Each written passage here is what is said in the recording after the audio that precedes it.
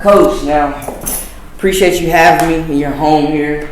Guys getting that working in the weight room. Now, I read that you said that you're trying to build this program as you would do a college. So that's how you're coming across. How important is it to get these guys in the weight room now to prepare for 2020? Well, I think that you win games not August 1st. It happens in the off season. Yes, sir. You have to get after it in the off season. The weight room is a great equalizer. Mm-hmm. We play teams that have got more kids on their teams and bigger kids, but I think that if I can get my kids into the weight room and we get after it in there, you're going to get stronger mentally, physically, and tougher. Yeah. And you mentioned some other teams. I know you guys had a brutal season, a brutal schedule, I should say. Lost some close games. You guys competed really in a lot of them. What do you guys need to do to take that next step and just exploring this conference now that you know even more to what to expect in year 5, going up against West Forsyth, East Forsyth, the Glens of the world? Mm-hmm. Is there a tougher conference out there than Central 4A Piedmont? I don't think so. I mean, I think we held up, the teams in the conference went in the playoffs and they were really competitive. We still have East competing. Yeah. This weekend. I think that us as a team competed okay in the non-conference schedule. Mm-hmm. We were in every game except for Pinecrest, which is a 4A team.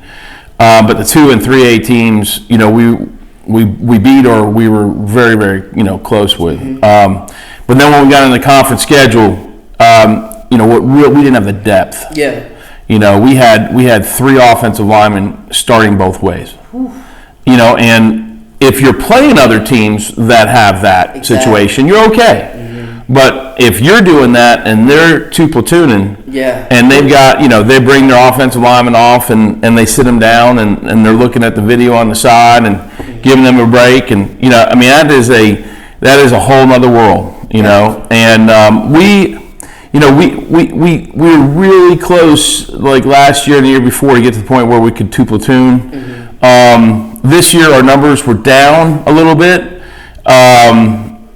and we're working on some things to help with that. In Forsyth County, there's no middle school football. Right. Okay. Right. So when the kids come in the fall, last year I had 25 freshmen. They came from 13 different middle schools. Man. So we don't have a built-in feeder program. You're not really sure who's going to be coming here. Mm-hmm. Okay, so you just kind of got to wait and see. And some of these kids that come out, they've never put their hand in the dirt. They've never played football. Mm-hmm. Because either they didn't have access or they couldn't afford it, or whatever the situation. But their middle school in Forsyth County doesn't have it. So we're gonna try to put a little feeder program together. So that we can have a little bit better expectation of who's coming in each year. Definitely with Wiley so close.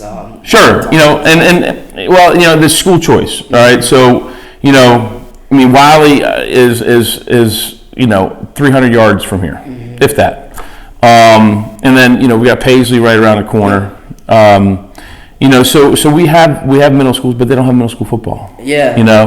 So we're gonna try to do some things to get our brand out there. For sure. And get some more kids coming to Reynolds to play football. Now, you've seen kind of, when you were at Carolina, how you can just come into a program and revamp a team, even with the same roster. How do you do that? What is the process of lifting a program that has seen past success, kind of hit a slump, but getting that spirit, that pride about the brand, like you said yourself? Well, I'm still working on it. I wish I could say because we've been here 5 years, and it's been up and down. Yes, sir. We made it to the playoffs twice. Mm-hmm. We played pretty tough. First half and a lot of the games, but we got to be able to finish. Definitely. We need to have the depth. I think it starts with culture. Okay. And you have to have kids bought into the program, mm-hmm. right? And I'm learning that as I go here. It's the X's and O's are important, but culture starts, I think, in the weight room. Okay. And then it's the kids are buying into we're all in, mm-hmm. right? It's not me, it's we. It's not I, it's us. Yeah. Okay. And truly more than any other sport, you got to put the team first. Okay. And I think Coach Fleck up at Minnesota says family. To him that's forget about me, I love you. Yeah. Okay. I mean you got to be able to do it for the guy next to you. And that's where we need to get to. Where guys understand that hey, you're not going to work out, lift weights because you have to, but that's about becoming champions. And you build that and you become tougher. Okay, you become stronger physically, mentally, and you start coming together. You mentioned champion, and you guys had a state champion right in your conference with East Forsyth. Sure. Can you speak on what you've seen from them? Are you surprised that they're continuing to move through the playoffs? Just speak about going up against that juggernaut. Well, I mean, a lot of credit to Coach Willard. He's done a good job because I know they're banged up. I mean, they're probably their two best players. D1 commits.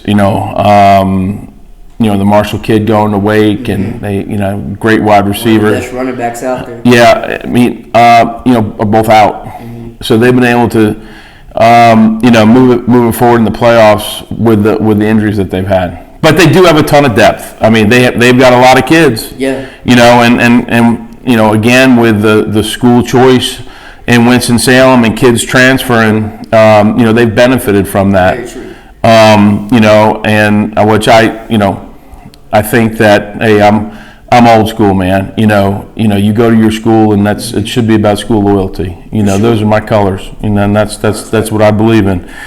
But it's a different world, and we got kids moving around. So if you're the hot team, you'll pick up some kids. But all credit to Coach Willard. He's done a good job over there. They've found a way to win, and that's kind of like when you start to win, you learn to win, and you learn how to win, you learn how to finish, and so I'm not surprised, that they're doing as well as they are. It'll be a good game against Grimsley this week. If you're the coach at Grimsley, what's your strategy? They've lost to East one time already. We know it's very tough to beat a team twice. Right. If you're Grimsley, the home team, again, what is your strategy to try to knock out the champs? Well, I think what Coach Willard will do, most likely, on special teams, he'll play it fairly conservative as far as, not giving them a chance to get a big play. All right, so they do a lot of sky kicks and short kicks just to make sure that they don't give up a big play.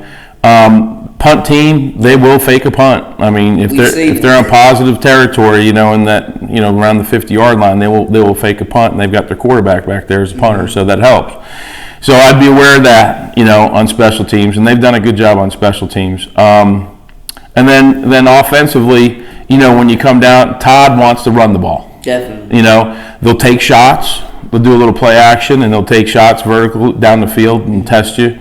And they got some athletes that can get out there, but they've got a big offensive line. Massive. Yeah, and they're going to want to bang on you and try to, run the two back out of the backfield. Some lead back, and but you got to stop the run. I mean, if you're going to beat East Forsyth, you got to stop the run, and then you got to be able to, take away the big play that they're going to take a shot at once in a while. And then defensively, they're an aggressive group. Yeah. Aggressive. I think they can be susceptible to play action.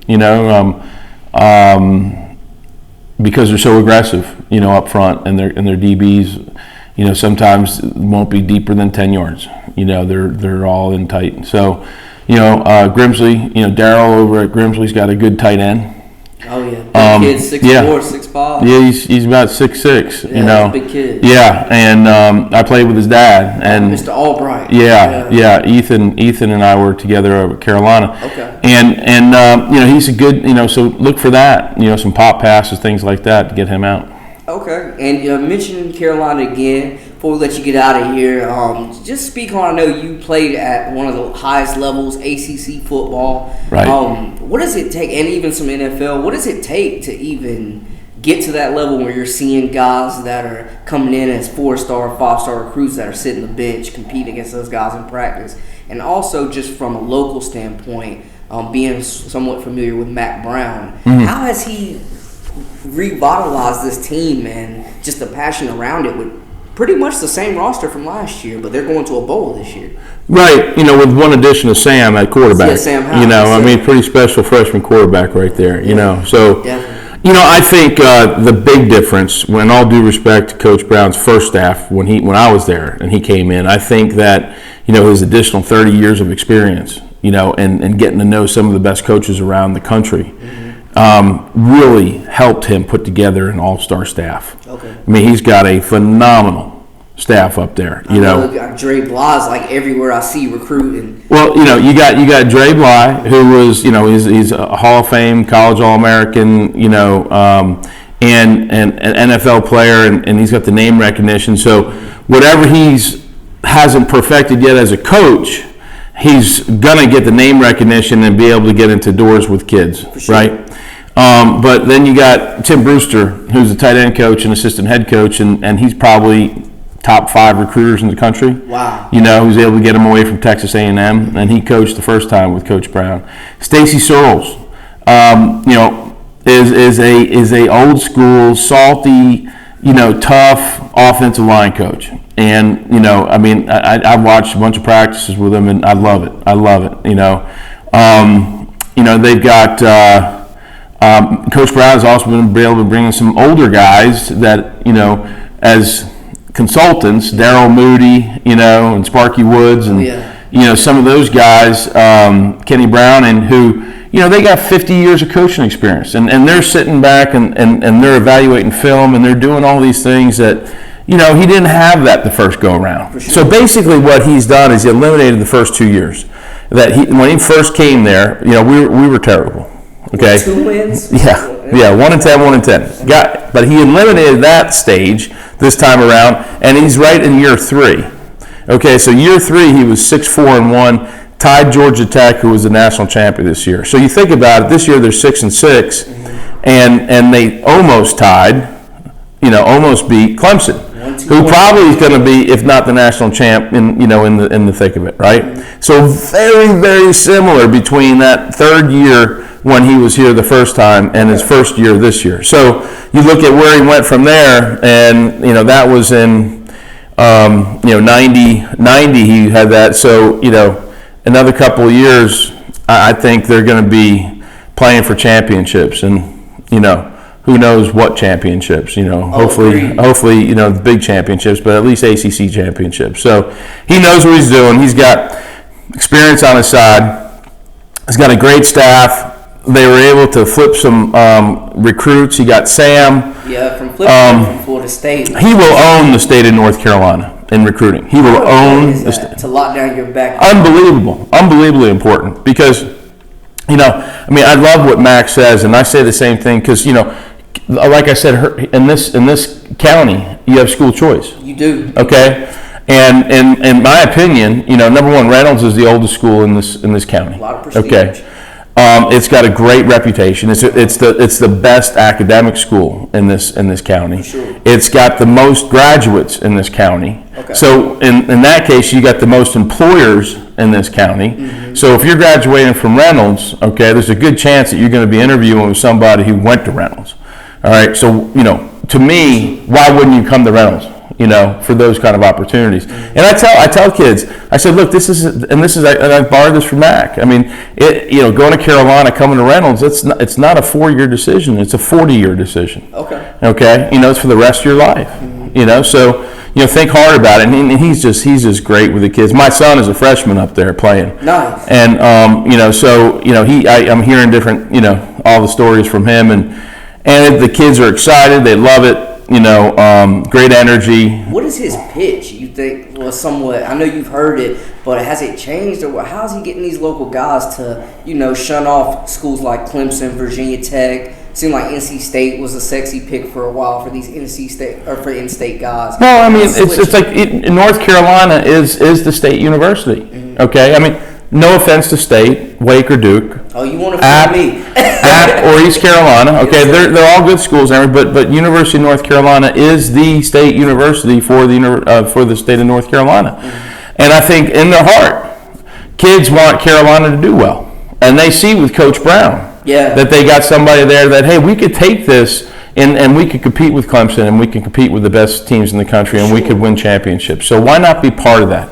Okay, when they're all said and done, hopefully you go and you play in the NFL and you have a great career. But eventually, most of these guys come back home. All right. Exactly. I mean, wouldn't you want to come back home with a North Carolina, ACC or national championship? For sure. Sure, why not? I mean, hey, Clemson is great, Alabama's great, but this is your home state. Okay, this is your home state, and that's what I say about Reynolds. This is we are the only 4A high school in the city of Winston-Salem. Man. Okay, there's others in the county, but in the city of Winston-Salem, you got Reagan way out in Pofftown, and you got East over in Kernersville, and you got West out in Clemens. Okay, Glenn's in Kernersville. We're the only 4A, and we're the oldest school in the county, and we're the only 4A high school in Winston-Salem, and we're going to get a new stadium. So on that a little bit. Yeah. That's been in the talks for a while now. Well, it's an equity issue. Yeah. Okay. Every kid should have at least equitable type opportunity at their schools. Definitely. And in the county, which this is a county school system, you got East and West and Glenn and Reagan, 4A schools. You go and look at their facilities. Okay, and they've got phenomenal facilities. I mean, West looks like a private school out there. Yeah. Reagan looks like a private school. You got the Nest out at East. We share a stadium with Parkland. Okay, it's a mile from their school. It's 7 miles from our school. Okay, the world has changed. Definitely. Okay, so it is such a disadvantage not having a place where kids could just walk out of school and go down and watch. Whether it's soccer or lacrosse or football or field hockey, any of the field sports, they've got to go all over the city. We've got teams playing at Bolton, we got teams playing at Deaton Thompson. We're all over the place. Okay, it's a disadvantage. Some of the kids who don't have cars, can't play with these sports because they can't get to the practice fields. So having this stadium is going to help us financially, but it's also going to help us with school spirit. Okay, and I think kids are going to like the idea of having a new stadium, with a turf field. We're going to have a turf field, and it's going to be awesome. So I like it. so I'm hoping that the schedule is they're going to tear down Wiley Gym and replace it, and that's where the stadium's going to go. Nice. So I'm hoping that the school board can act on that, and we can get it going. When they start doing Wiley. Oh yeah, them chairs will fill up now. Yeah, absolutely. Yeah.